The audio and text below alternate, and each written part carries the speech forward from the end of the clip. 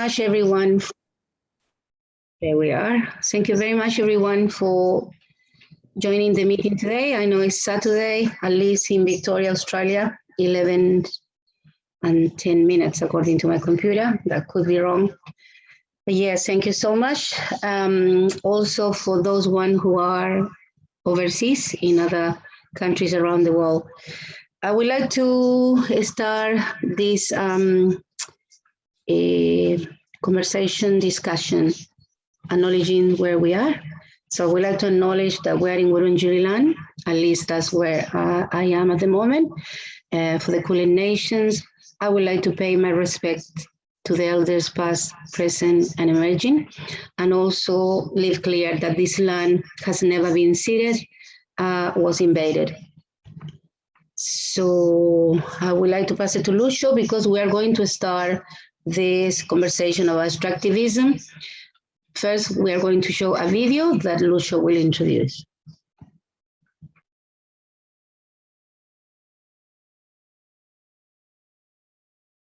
Okay, this video was made from an interview we did with a activist from Chile, from the Patagonia, where he explained the involvement of an Australian mining called Ecus in Patagonia, about the intention they have to establish a gold mine.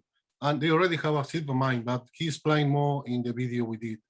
So here we are.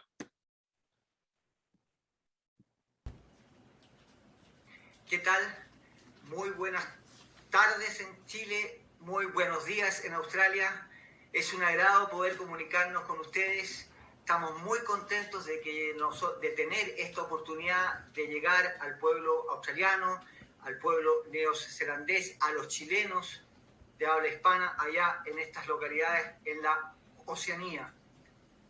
La verdad que es muy interesante poder llegar a ustedes con este tema que consideramos que es fundamental, que es la intervención del Parque Nacional Patagonia por una minera australiana de nombre Southern Gold Spa Ecus. Esta minera, de una u otra forma, ha manipulado el proceso para intervenir un parque nacional en los que se llaman los terrenos de transición para desarrollar un proyecto minero. El Parque Nacional Patagonia está inserto en lo que nosotros llamamos la cuenca del lago General Carrera, que es una cuenca compartida con Argentina. Es una cuenca que tiene un tratado de cuencas compartidas con Argentina, vigente desde el año 1992 a la fecha. Además, esta cuenca posee 3 parques nacionales: el Laguna San Rafael, que es reserva de la biosfera, y los recientemente creados en el año 2018, el Parque Nacional Cerro Castillo y el Parque Nacional Patagonia.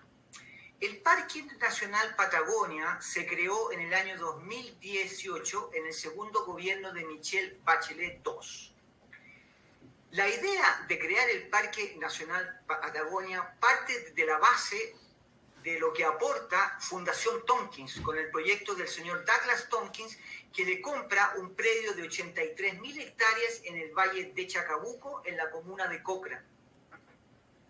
Al comprar este predio agrícola y ganadero a la comunidad belga, que estaba situada en ese sector, la idea de Douglas Tompkins fue siempre crear un parque nacional en ese territorio.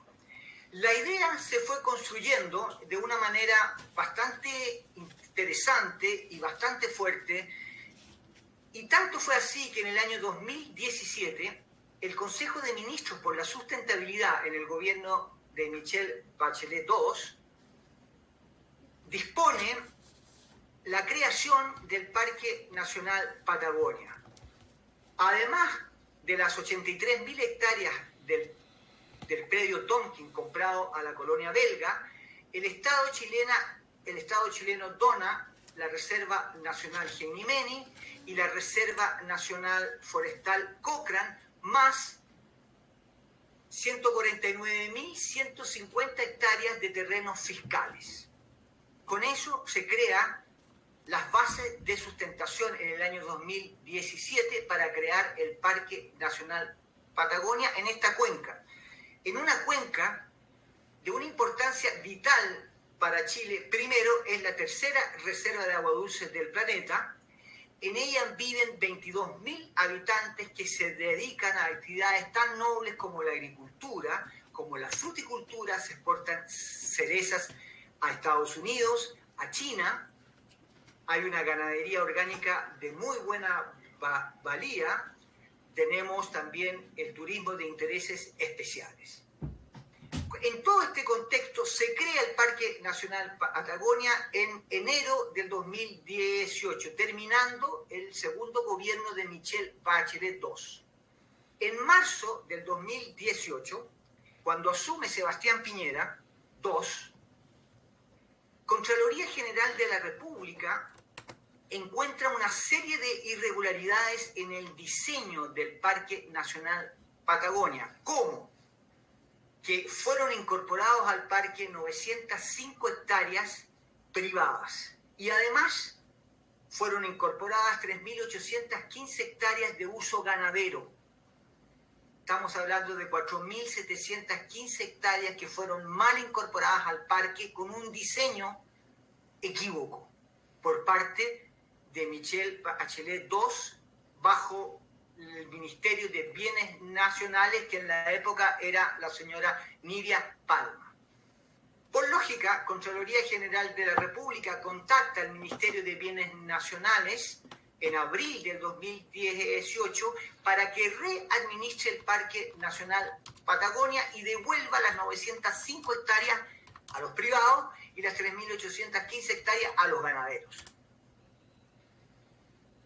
En mayo del 2018, un mes después, se reúnen en las oficinas de Bienes Nacionales en Santiago de Chile, en la avenida Alameda, el gestor de intereses de la minera Southern Gold Spa australiana, con el señor Dani con el ministro de Bienes Nacionales de la época del gobierno de Piñera II, el señor Felipe Ward, y le propone al ministro de Bienes Nacionales la posibilidad, aprovechando que el Parque Nacional Patagonia se está readministrando por un problema de deslindes, el no incorporar el lote 10 de Quebrada Honda, que es zona de transición del Parque Nacional Patagonia, para que ellos puedan realizar un proyecto minero denominado Los Domos, donde esta empresa minera australiana en el 2017 ya hizo prospecciones y la postura de plataformas en forma ilegal y sin los estudios ambientales correspondientes. Y esto fue certificado por el superintendente de Medio Ambiente de Chile por pedido del presidente de la Cámara de Diputados de Chile.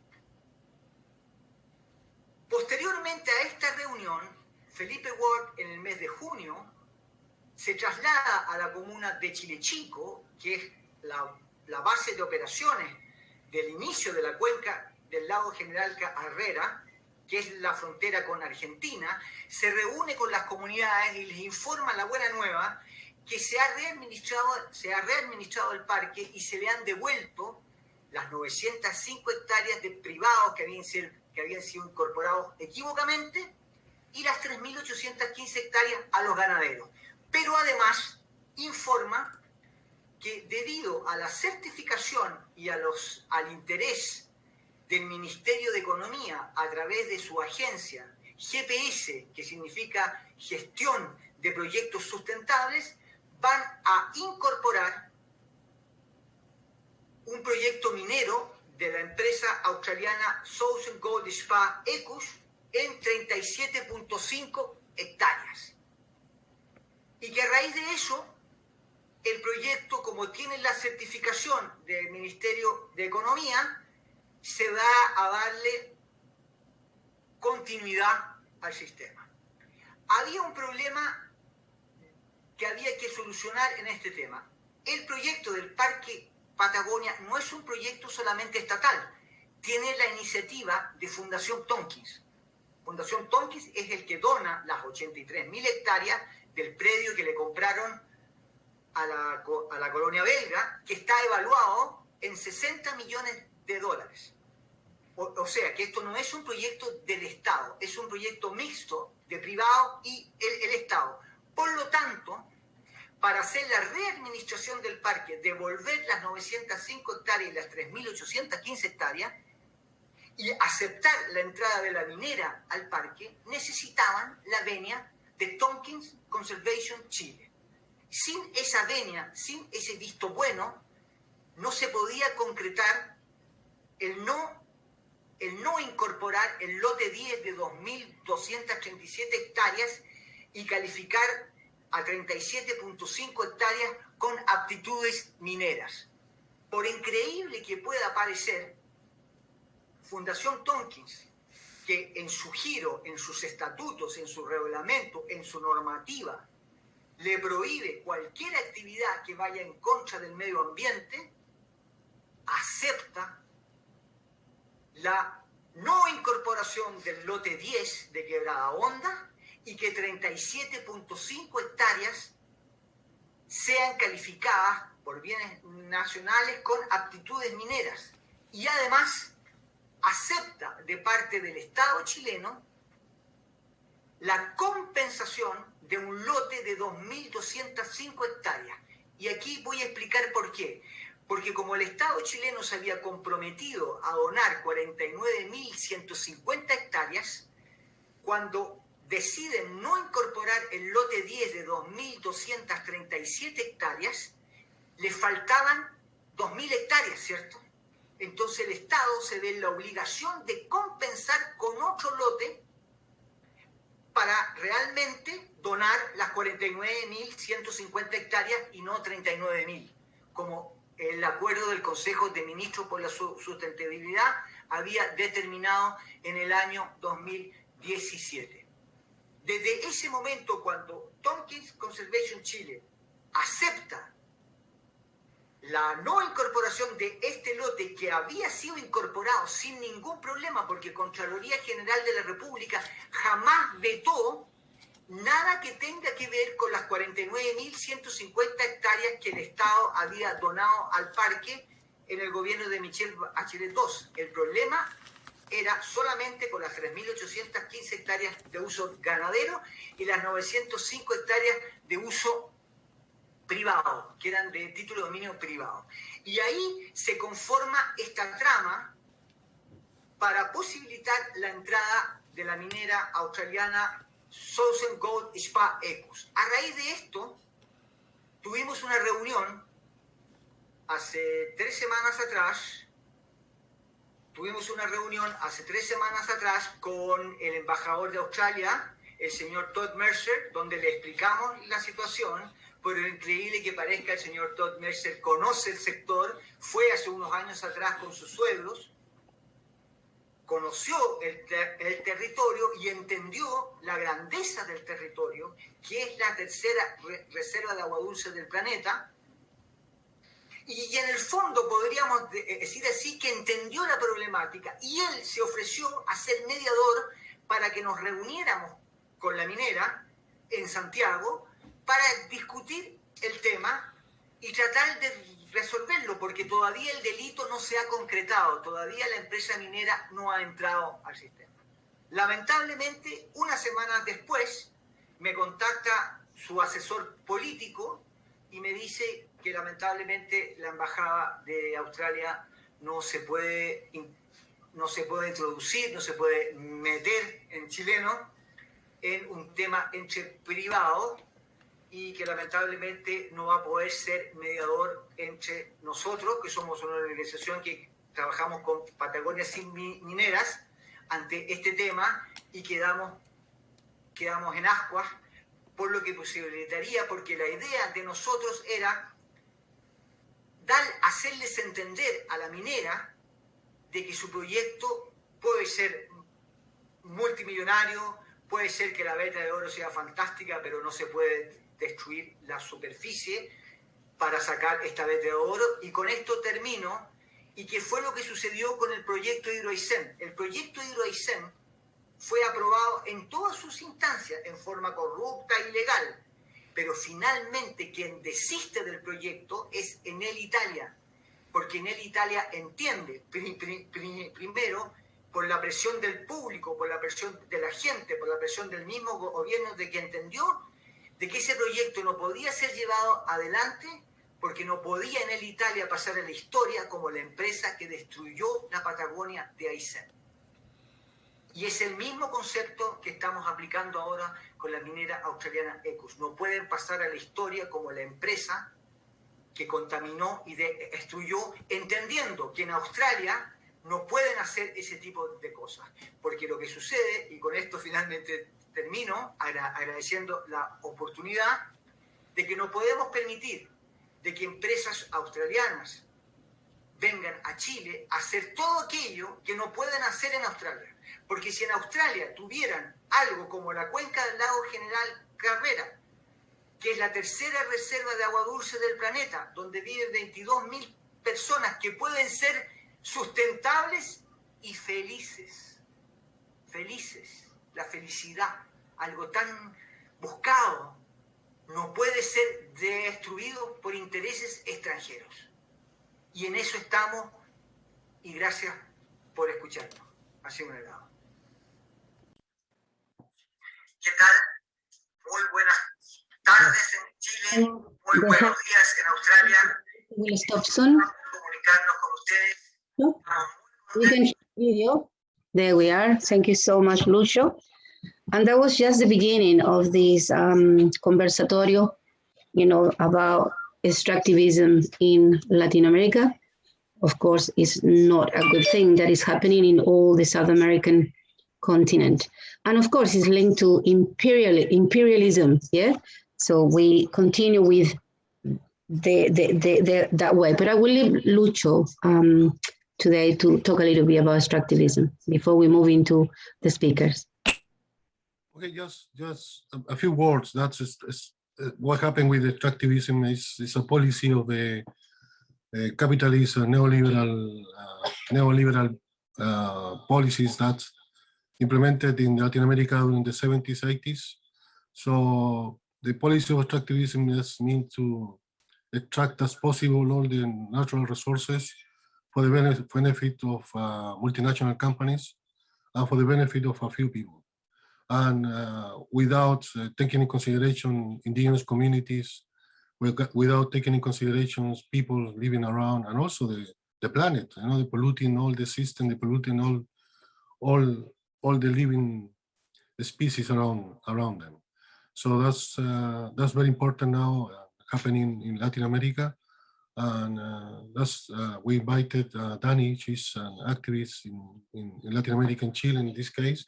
And so it's a lot of it happening over there in relation to this neoliberal extractivist policy. That's why we want to do a series of these workshops. Next week, next Saturday, we want to talk about Colombia, about the mining BHP, which dismiss a lot of workers without any benefit. So we will talk about that next Saturday.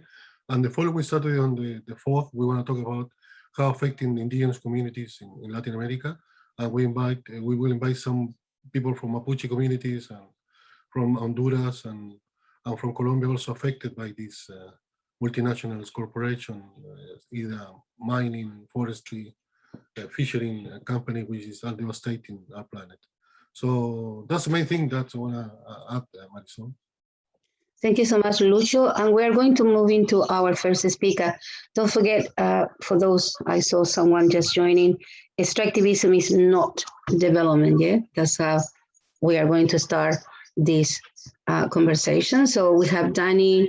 She is at the moment in Chile, and she's gonna speak about extractivism. She's a member of the Izquierda Guevarista. Dani, welcome to this conversatorio. Hi, thank you so much. It's always really great to talk to you guys at Lastnet. My internet connection right now was not behaving very well a few minutes ago. So I'm going to turn on the camera, but if I start disappearing, I'll just turn it off again. Let's see how long this can actually last. So thank you so much for having me. I'm going to talk a little bit about what extractivism looks like and what resistance to extractivism looks like here in Chile more broadly. I really appreciate though having the video before kind of give us a perspective on a specific struggle in a specific place, because I feel like that gives you like a perspective on what it's actually like on the ground. I wanted to talk more generally because this isn't something that's only happening in Patagonia. This is something that's happening across the entire country, across the entire continent, and across the entire global south. Because like you guys have correctly said, this is a function of imperialism. This is a function of colonialism. This is a function of global capitalism, right? So I want to talk first about the current situation in Chile specifically, because Chile is a country that our economy is based primarily on resource extraction and then selling those extracted resources to other countries where things are manufactured and produced and then bought again here as commodities. So it's really important that our economy is based on extractivism. That's where our, what is it called? Producto Interno Bruto. Well, that's where most of the money comes from here, is directly extractivism. So the economy based on raw materials is fundamental. Because it means that there are large, both foreign and national capital interests put into extracting resources from the land and from the ocean. So we're not just talking about national capital or just the state or just international capital. We're talking about all these different forces that are acting on our territory to reproduce extraction conditions. And the primary industries that are doing this, not the only ones, but the primary ones are mining, primarily but not exclusively in the north of the country, and the forestry industry primarily but not exclusively in the south. And then you also have a lot of the energy industry and other kinds of industries acting on land, but those are like the big ones depending on where you are in the country. And those are often tied up with interests that are in Europe, in the United States, but also in China. Especially in recent years, there's been a lot of like Chinese investment across different kinds of mining and energy and forestry industries. And so these industries have led to specific problems related primarily to water pollution and deforestation, which are also obviously related to each other. You can't really talk about deforestation without talking about water. You can't talk about water without talking about pollution. Can't talk about pollution without talking about deforestation. So these are all things that are obviously related, but they're also like the primary things. And water in particular has become like a focal point because Chile is actually the only country in the whole entire world to have private water rights. Everywhere else, water rights are considered public or in some way controlled by the state, but here water rights are entirely privatized since I think it was the 70s since the 70s with the constitution introduced under the dictatorship, where water rights became a privately owned thing and not something that was a public good. So in particular, water has become like a focal point in the discussion around extractivism and environment and economic growth and all of those things. So this kind of larger context of extractivism in Chile leads to the creation of what we've started to call sacrifice zones, which are specific territories where an industry or several industries are present and extracting resources to the point where that land essentially becomes unlivable, not just for human life, but for life in general. And often it has to do with water pollution or deforestation. I'm going to talk about a few examples of sacrifice zones, but the country is full of them. And it's a suitably dramatic name for something that is very dramatic, right? Like you are literally sacrificing life in a specific place for this idea of economic growth and capital for a very reduced minority of people. So I'm going to give a few examples of sacrifice zones. If you've heard me speak at a LastNet event before, you've probably heard me mention a lot of these names. The first one that's like very well known is Petorca, which is a zone in the northern part of the country, or middle north, where there's been a long-term drought since 2010, because Petorca is a zone where a lot of avocado farming occurs. So all the water, which is privatized, is redirected towards avocado cultivation. So the population of Petorca, which is around 10,000 people, a little bit less, has no access to drinking water or water for literally for anything. The water that people can actually consume is bottled water, is brought in by trucks, that kind of thing, but there is no access to running water for people there, because all of the water that would normally go to that land all goes into avocado planting. So it's kind of an insane situation, right, where all of the water that people need to live and other species need to live is rerouted entirely to farming a specific product, most of which is shipped outside the country. So it responds entirely to international economic interests. And so that's like a place where you can see like the water problem being like the central aspect. But there are other regions. For example, Quinteros Puchuncaví, which is a conurbation of near a couple of major cities, and also near some like pretty popular vacationing spots, ironically enough, which has about 50,000 people living in it, has 15 large energy, chemical, and fuel industry plants present there, which has led to a 50-year history of extreme pollution. We're talking about over 300 incidents of coal being dumped directly into the ocean, and more than 10 incidents of mass intoxication that has affected primarily children, but also some adults. It's a place where there are higher rates of cancer and other illnesses because of the degree of pollution in the soil and in the water. That's due entirely to the industry that is in that area. So it's also a place where like the land itself has been poisoned because of the industry that is present there. And an even sort of larger example of this is Antofagasta, which is the major city in the north of the country, one of the biggest cities in the country. That's because of the mining that's present in that area in general, you find larger concentrations of arsenic in the water and in the soil, to the point where a study that was done a couple of years ago in 2019 found that 9% of people in general have more elevated levels of arsenic than they should, which that's in general, but like in adults, it's 8%, and in children, it was actually 12%. So 12% of children in that city, or in that study, which is a representative sample and all that stuff, have a higher level of arsenic than the recommended threshold. So it's kind of a dire situation that's happening right now, where the lives of people and other species are not being taken into account because of basically a profit motive. And that's the kind of thing that's really mobilized a lot of communities, because it's very urgent.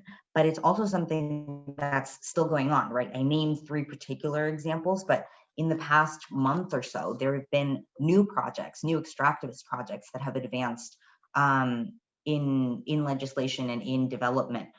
For example, there is a very controversial project that was given approval about a week ago, which is the Dominga mining project in the north, which has been met with a lot of community resistance, because it is aiming to build develop a mining project in an area where there is a protected and unique species of penguin. So basically it would put that penguin species in danger, and it would also probably have negative effects on the community of people that live there. And also about a month ago, there's this Chinese hydroelectric reserve project called the Rucalwe project, which is in the south, where people had been occupying that area so that it couldn't be further developed and built. But there were confrontations, and the project has continued development. So it's something that's like very ongoing and very present, and very illustrative of the present danger of capitalism and of the present danger of ecological devastation, right? So I guess when you look at how things are going in that sense, the most natural question to ask is, what can we actually do about it? And there are, I think, lots of avenues that people will explore when faced with this kind of thing, but I want to focus in particular on like direct community response and direct local level organizing and resistance, which can also be done in lots of different ways. But I want to focus in particular about like when communities, because this is something that will affect you at the level at which you live, right? Like if you live in Petorca, you don't have water. This affects you very directly. So I think the most effective form of resistance is to organize directly within your community. And there have been lots of examples. So for example, this sometimes will mean putting pressure on institutions to enforce some kind of control or restriction or legislation, right? So for example, in Quilicura, which is a section of Santiago that's highly industrialized and very in a more or less vulnerable area of the city. A few years ago, there was a study done by an organized community group that checked the levels of heavy metals in the water, and they found that the levels of heavy metals in the water were elevated even past the point that was allowed. So because it's an industrial zone, because Quilicura is an industrialized zone, there was a special legislation that allowed the level of heavy metals in the water to be higher than it is in the rest of the city, but it was higher even past that.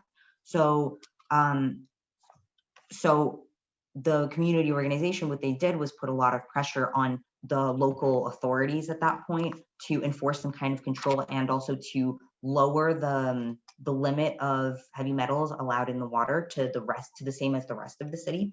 And eventually that was something that was won, like that local community campaign was successful. But the problem is there haven't been any further studies done not by the local government, not by the national government, not by anybody. So in theory, the answer was, yes, we will do this. But in practice, there has been no enforcement at all. And that's not the only time that happens, not just there, but I mean, not just everywhere, but like specifically in Quilicura, there was also a project to construct a dumping ground of waste that was successfully, again, it was more or less the same group of people that people successfully resisted. And basically what was won in exchange for that was that land and a sum of money would be allocated to build a park.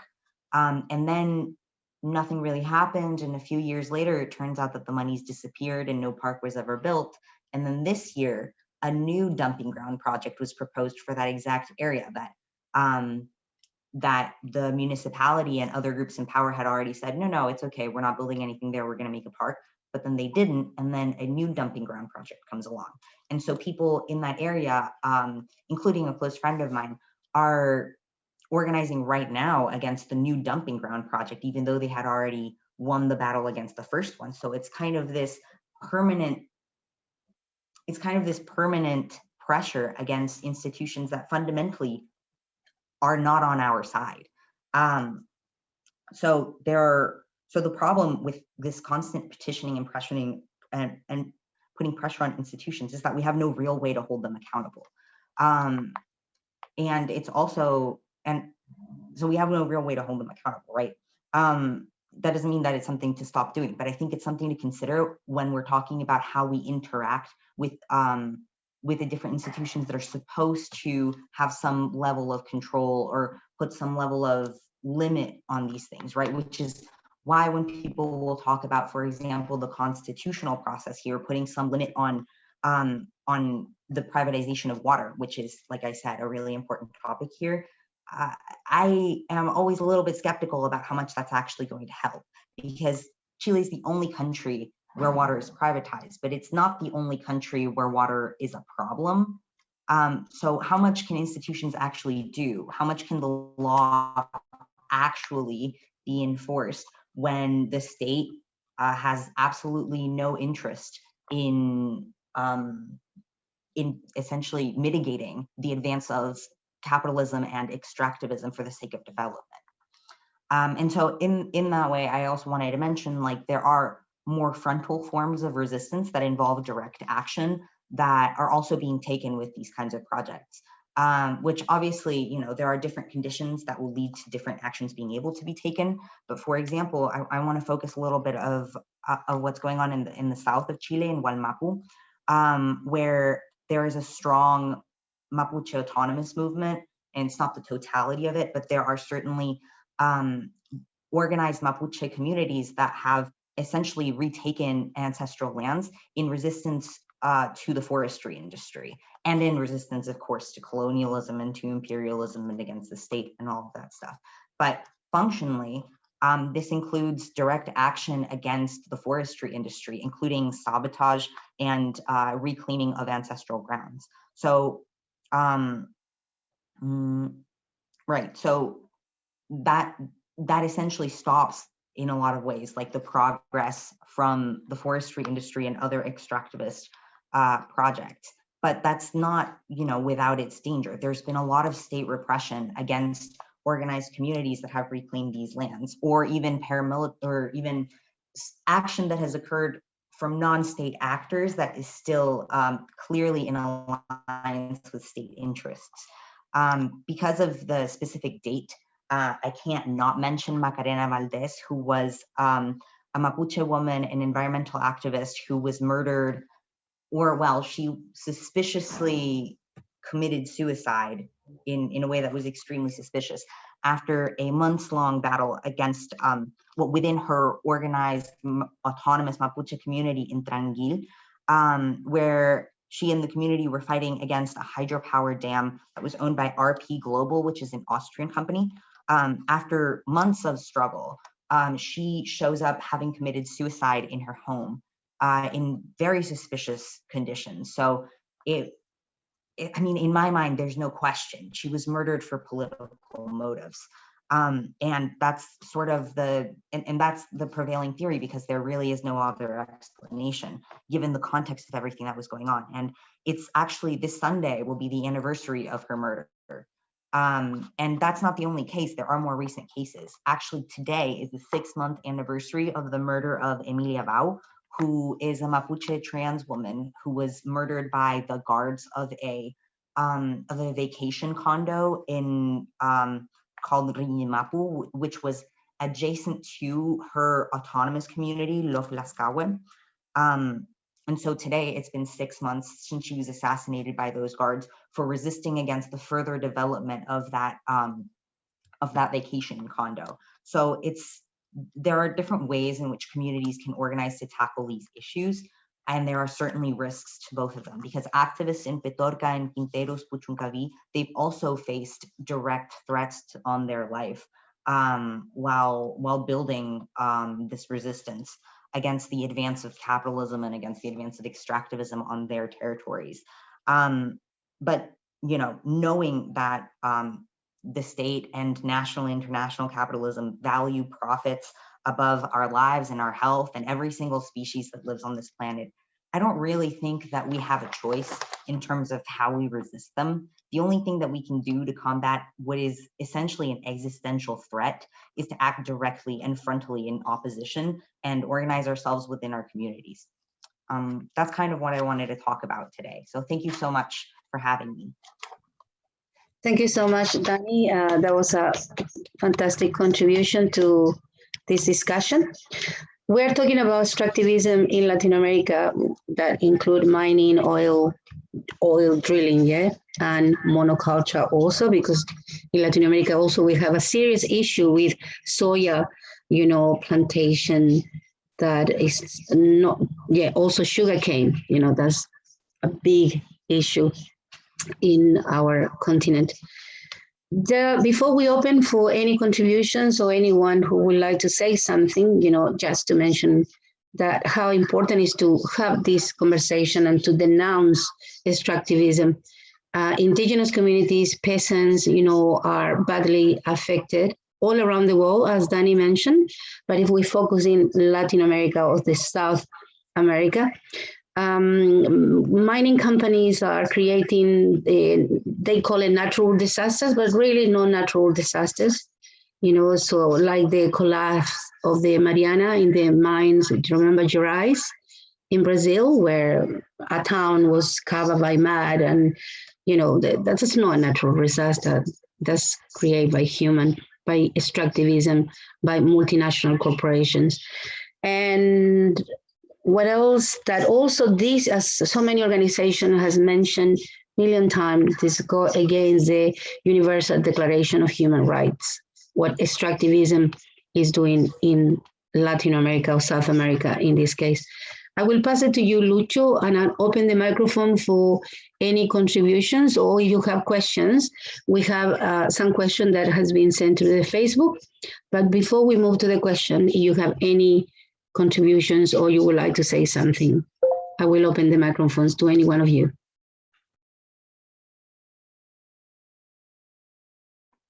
Okay, that's just a reminding that we will continue this series of discussion by next Saturday and the following Saturday, but we already have about another 20 minutes or 15-20 minutes to keep going. So I don't know.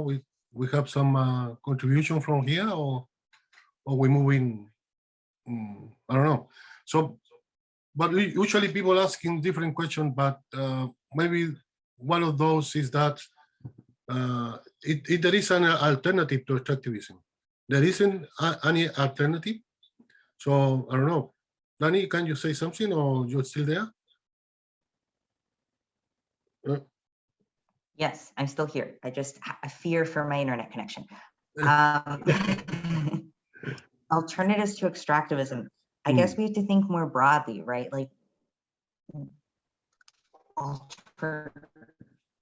what framework are we using? What are we capitalism? Then there really aren't any alternatives to extractivism. And that's why we can't have development under capitalism. That's why that's the existential threat, not just the idea of extractivism, but the framework in which it is occurring, which is not to say that you can't have extractivism under maybe a different economic framework. I'm not going to get into that, but that's definitely also something to consider. If we continue to have capitalism, if we continue to have imperialism, if we continue to have colonialism, then we continue to have extractivism. If we think instead about how to better our lives in maybe a more abstract sense, but responding to ideas that are ancestral across Latin America and among other peoples, then we don't need to have extractivism. Then we need to see what our actual needs are and how to respond to them concretely. And this may involve different kinds of interactions with the environment, but those things always have to be decided by the community that will be affected by them. They always have to be taken into account as something that will affect not just the human life in that area, but all of the life in that area.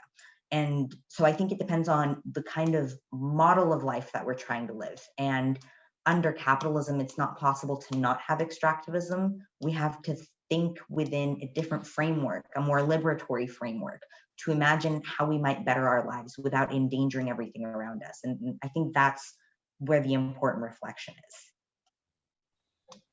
Gracias. No sé, ¿alguien más quiere hablar? Or someone else want to say something?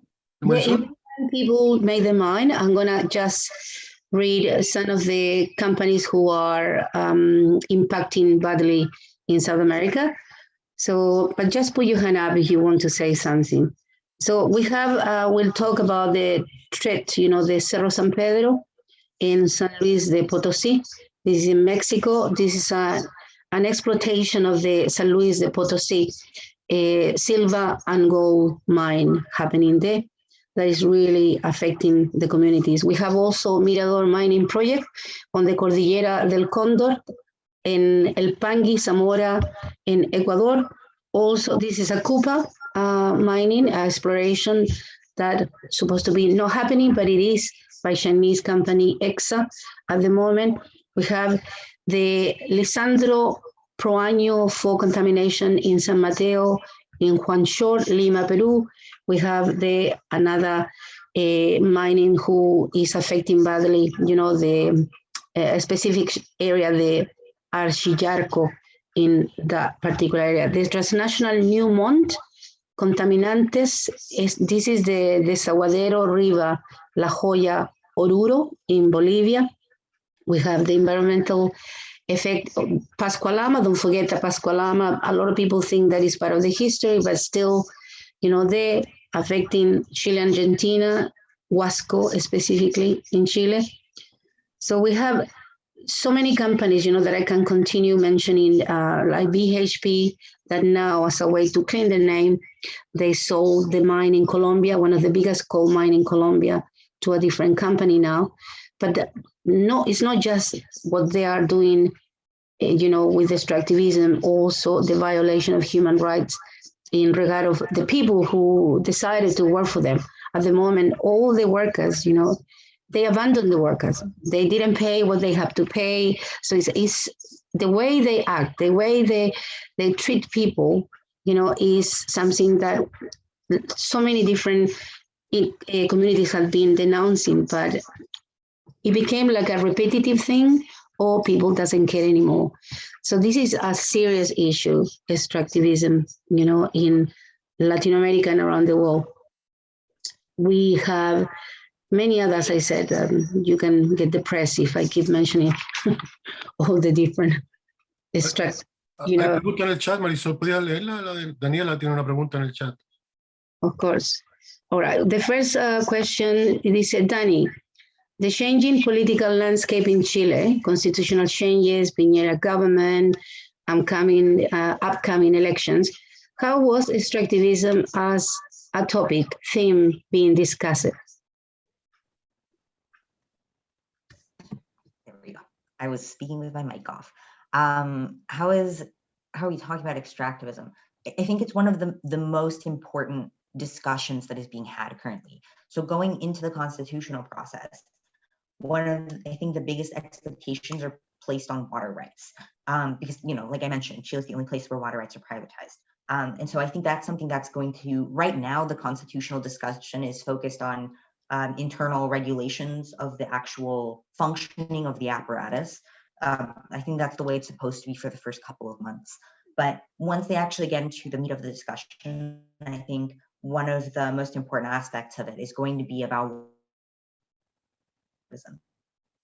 But I think when we're talking about like the way that institutions and the state are talking about extractivism and water and pollution and all of these things, I think we have to keep in mind that the amount of times that institutions have told us that they're totally going to fix this and then they absolutely don't.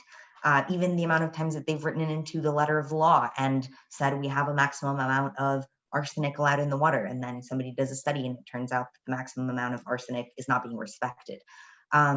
So, you know, I think that what's important about the political landscape right now is that it's going to give way to these discussions, but it's important to keep in mind that these discussions and these struggles were already being had for years. I mean, like I mentioned, the problems in Quinteros Puchuncaví have a history of about 50 years of that industry being present and of diseases skyrocketing and of mass contamination incidents.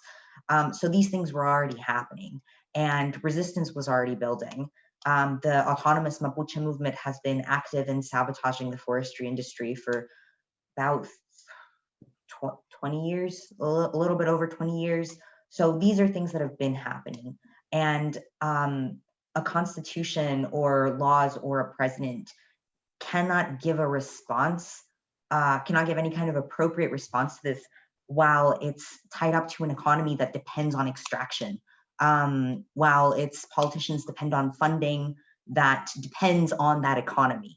So it's machinery that's all tied up together. So while the discussion is going to be had, and it's going to be had in terms of this is something that is really important to us and it's important across all of our different communities, whatever response that they're going to be able to give from any apparatus related to the state is not going to be sufficient for a lot of reasons, right? Because all the things that I said about the ways that its hands are fundamentally tied by existing under global capitalism. But we can't, in this discussion, also forget that this all exists also under a framework of colonialism. What state is trying to, when a state is trying to create a constitution, it's constituting itself in some way. And for a colonial state, it's reconstituting a colonial order. And so when one of your fundamental resistance movements against extractivism and against ecological devastation is an indigenous movement that is struggling against colonialism, what response is reconstituting the colonial state going to be able to give that is appropriate when the movement itself is autonomous? I think there are a lot of contradictions when we talk about institutional responses that we need to consider. But yeah, so to answer your question, I think it's going to be very important, but I don't think any real deep answers to these problems are going to come from a constituent process or a president. Thank you, Dani. We have a comment from Helen. The situation in Australia is so similar. We are in extractivism economy, and the changes occurring are neoliberalism that occurred in the global south in the 70s, but it's now happening here. That's the comment that we got from Helen. Let's see if there is any other comment before I put some more information for the discussion, just as a way for people who haven't said anything yet. Don't forget that extractivism, you know, some of the causes is the violation, human right violation is happening, you know, with extractivism. We have the violation to the right to access water, as, you know, if we talk about mining in this case that Dani mentioned before, contamination, you know, we have dumping, you know, forced displacement of indigenous peasants and Afro communities. We talk about Latin America, deforestation, we have health threats, violations of indigenous territories, because most of these projects are happening in indigenous land without indigenous communities who live there having any information that this project is coming, until they see the military moving into the land and pushing and displacing them from their territory. So that's just as a, you know, bigger picture for all of you. There is so many environmental impacts, how we start from which one of them. But pollution, we talk about, you know, the quality or the reduction of water in general, you know, air pollution, desertification that is happening, as Dani mentioned, in Mapuche land, where forestry companies are, you know, in the areas where these forestry companies, especially pine and eucalyptus plantation, you know, how you call it, desertification of some areas of the land because they took all the underground water. So that's happening, is a real thing. You know, there is some Mapuche communities who don't have access to water anymore because the pine and the eucalyptus plantation suck all the water underground and the rivers are dry. So that's a real situation that happened. You know, toxic waste also is one of the other impact, you know, so loss of biodiversity, you know, and food insecurity, and so on, so on. So any one of you would like to, yeah, Peter? Yes, I'd just like to make a few comments about extractivism in the first place. And it seems to me that as a species, we depend upon extractivism. We have to get our food, for example, and we're going to get it from the earth. And in doing that, we're going to be extracting nutrients and so on. So what we should be talking about is sustainable extractivism. And we've had some examples of this in Latin America. For instance, there was a struggle led by Chico Mendes in Brazil to the building of roads through Acre and the west generally of Amazonia. And out of that came the reserve for the rubber tappers, so they could continue to extract rubber from the trees, but they did it sustainably. So not moving towards plantations, for example. And then in other places, I'm thinking of the multinational medical company Merck, who in Costa Rica was training locals to go and prospect for plants that could be used for medicines for humans. And if this is done, this can be done sustainably without disturbing the natural resources too much. So you're not taking too much in the way of extractivism. On the Australian side, it's very interesting about the company that was referred to, the gold mining company. And of course, there's an enormous number of Australian companies now operating in Latin America. And a good research project, perhaps for LASNet to take up, would be building a list of Australian companies and information about those companies that operate in Latin America. Thank you so much, Peter, for that contribution. We continue reading. So we have another message from Ronald. Ron, the amount of energy / water put into extracting mineral compared to the amount of recycling of batteries, something like 8% in Australia, ends up being recycled, or funds have $1 worth of gold recycling before extractivism. So we have a comment there.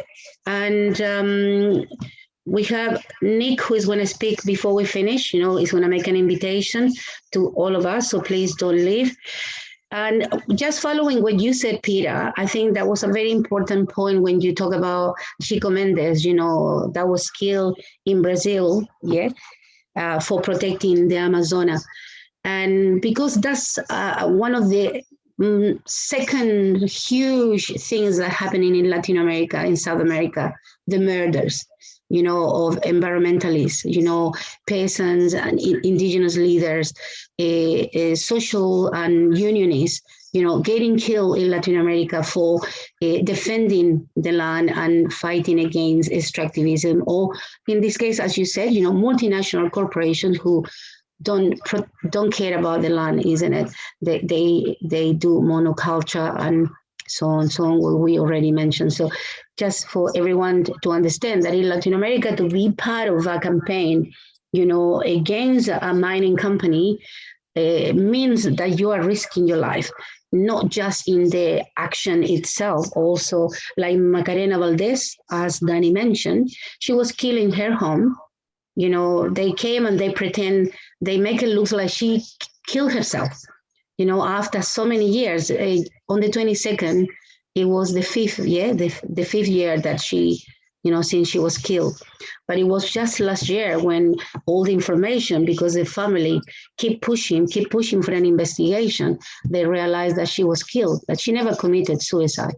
You see, we have Berta Cáceres, you know, from Honduras, a very strong environmentalist women defending rivers and indigenous land in Honduras, killed, you know, until today. Who did it? You know, so things like that happen every day in Latin America. Is very important, you know, to mention the huge amount of murders, you know, in the region for defend the environment in general.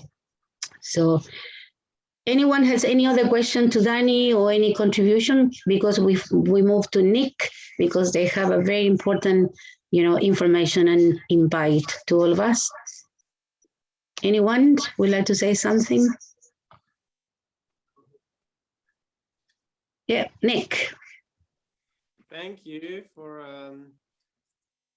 inviting everyone into this space. It's yeah, it's always amazing to hear these stories, and I love these sessions. And yeah, it really reminded me of like 3 years ago, I think, when I first learned about LASNet. There was a call out to head along to the International Mining and Resources Conference, which happens here in Melbourne. And you know, that was a small contingent of us that year, but it's grown, and in that time, coming to sessions like these, having conversations with activists who have come across to Australia, learning more from the community about how South America so often is a testing ground for the West and its political ideas, its economic policies, and its economic practices.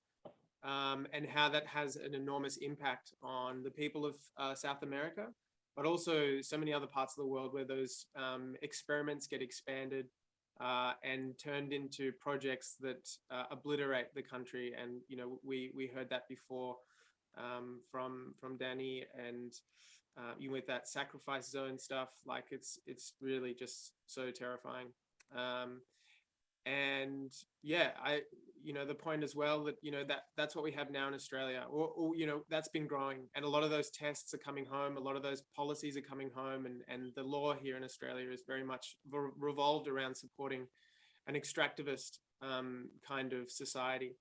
And more we're realizing that we have, what is commonly known as a resource curse, where our economy is fully focused on extracting resources and shipping them out. And yeah, there's an enormous amount of imperialism and colonialism in that. But amongst all of that, an alliance has grown, which is Blockade IMARC. And the year before last, when there wasn't COVID lockdowns, we managed to bring hundreds of people down to the International Mining and Resources Conference to make the point that the community won't stand for this kind of extractivism, oppression, and destruction. And we had to go online last year, but it was an amazing conference. There were lots of speakers from around the world talking about their communities, talking about Indigenous struggles, and not just the destruction, but some of the victories as well. And again, this year, at the end of October, right before the Glasgow IPCC talks, the COP22, IMARC is happening again, and again, we will do everything we can to raise awareness around that event and shut it down, because the International Mining Resources Conference, it's an international event where people from around the world who are in the halls of power in these organizations have conversations about how they can fuck the world up next. And we need to stand together internationally, we welcome you to come along and check it out.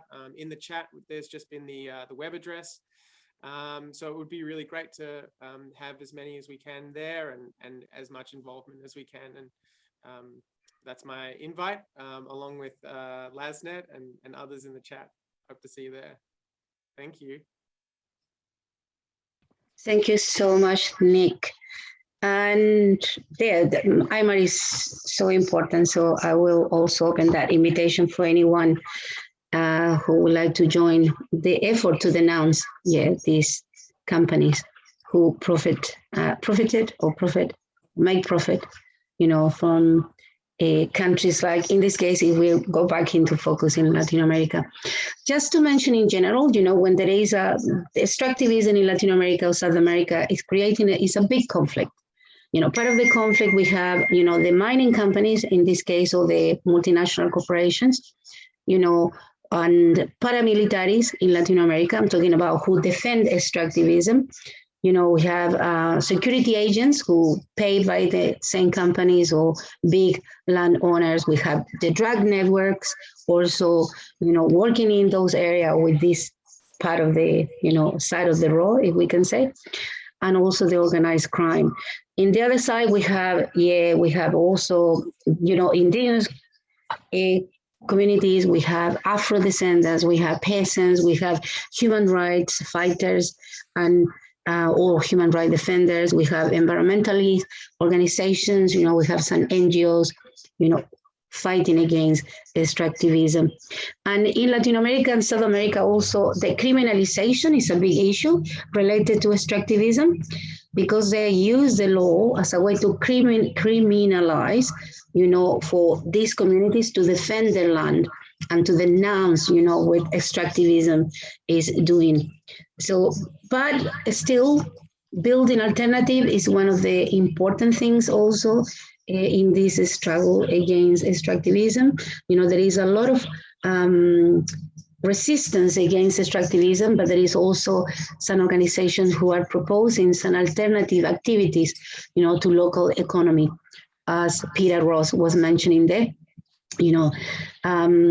So there is a lot happening in that area that we will continue discussing next Saturday, when we will have this specific topic about Colombia, BHP, and any other extractivism, working in Colombia. So I would like to leave it to Dani. Dani, do you want to, before we close, if you want to say anything? Before that, if you look into the chat, you have the Blockade IMARC.com that was already posted there by Anise. If you're interested in to know more about IMARC, that's the information on the webpage. Just go into the chat. And Ron, his comment is negative gearing of shares allow investors to put on mining companies and reduce your taxes. So Dani, I leave it to you. Thank you. I'm not going to turn my camera back on because Zoom kicked me out like 3 or 4 times just while Marisol was talking. So not much. I just wanted to say that thank you so much for having me. I think it's really great that LastNet is providing this space to not only inform people in Australia about what's going on in Latin America or inform people in the world of the situation, but also for different activists like me and other people in Latin America to connect with each other and to better understand the commonalities in the struggles that we are facing, both against extractivism and against other forms of damage to human and all life. So I just wanted to thank you again for this space. And I think given the date and given the conversation, I also want to again mention that it's important that we remember the activists that have fallen in the struggle against extractivism and colonialism, like Macarena Valdez. This Sunday it will be 5 years since she was murdered in her home. So I think I guess I'm kind of dedicating this space to her memory and to the memory of other anti-extractivism activists that have struggled against these things. So thank you so much for the space, and I'm really excited to hear what's going on in Colombia and the next forums. Thank you so much, Dani. And for everyone, just to, as I mentioned, there is some alternatives. There is propositions that are at the moment happening in Latin America. They are talking about like activities like a local economy, such new environmental laws, that there is an organization, focusing on that, like the defense and protection of the territories, creation of natural reserves, and parks. There is also support to productive activities. And if they're sustainable, we have family agriculture that is happening in some part of, South America. What else? Creation of cooperatives also is working in some particular areas. The respect to culture and traditional ways of life, and that involve a lot of indigenous communities, protection to indigenous territories and Afro-descendants communities, and better working conditions, et cetera, et cetera, et cetera. So yeah, people is also trying to look forward into what could be the solution and to continue the struggle, I will say. And thank you so much, everyone. Thank you. And we'll see you next Saturday. I hope so. Yes. Okay, all right.